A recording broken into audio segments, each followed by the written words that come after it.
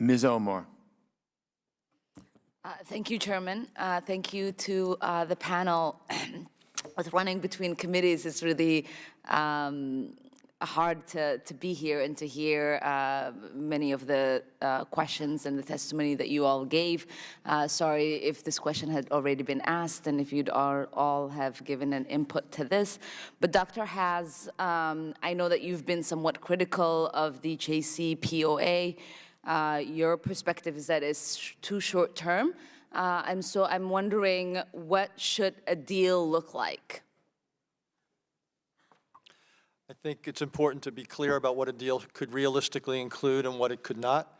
I think it could include longer-term limits, ideally open-ended limits. I don't see why Iran should have the right to get close to developing a nuclear weapon in 50 years or 75 years. So I would prefer open-ended efforts, but if not that, many decades. I think it should include ballistic missiles. I think it should be verifiable. I think it has to involve sanctions relief. And I think, though, that other aspects of Iranian behavior in the region should be dealt with other ways. I don't think it's realistic to build a quote-unquote grand bargain that would resolve all of our concerns with Iran. In my experience, all or nothing diplomacy tends to yield nothing.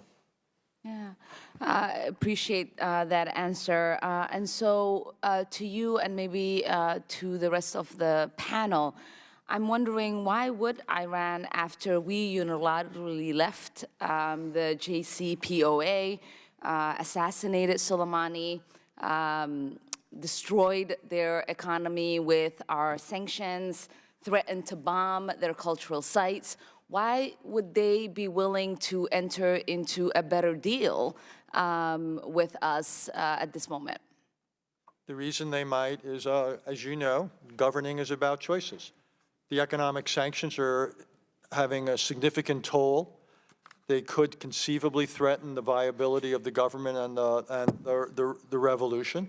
So I would think that if Iran is offered significant sanctions relief, that might be something that they would countenance. They say they don't want nuclear weapons.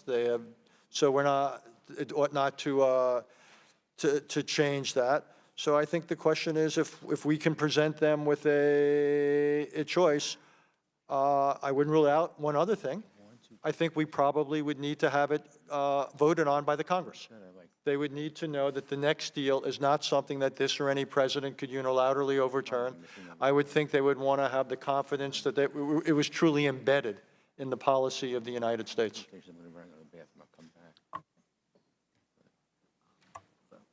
Thank you, Congresswoman.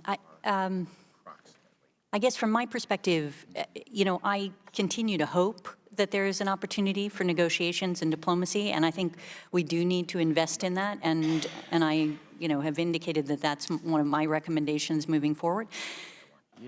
I think it is very unlikely that we're going to see the Trump administration capable of bringing the Iranians to the table and negotiating a deal like that. I think that's a reality, and unfortunate as that is. Thank you. Mr. Bradley, did you have anything to add? I'm a little more optimistic than my good friend Avril Haines is, and I think Richard Haas said it very well, and I subscribe to his comments.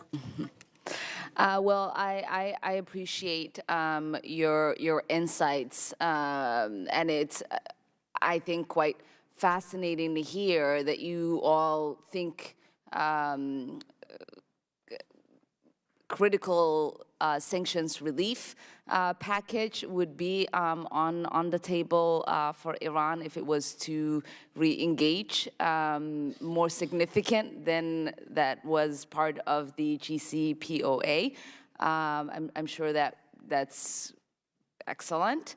And it seems as if there are opportunities to negotiate. So I hope that cooler heads prevail and that we deploy diplomacy and look at using many of the tools that we have in our toolbox. Because what is happening right now in the ways that things have escalated is not going to make us safer, and it's not going to alleviate the economic burdens that the civilians of Iran are facing at the moment. Thank you, and I yield back. Thank you. Mrs. Wagner. Thank you, Mr. Chairman, over here.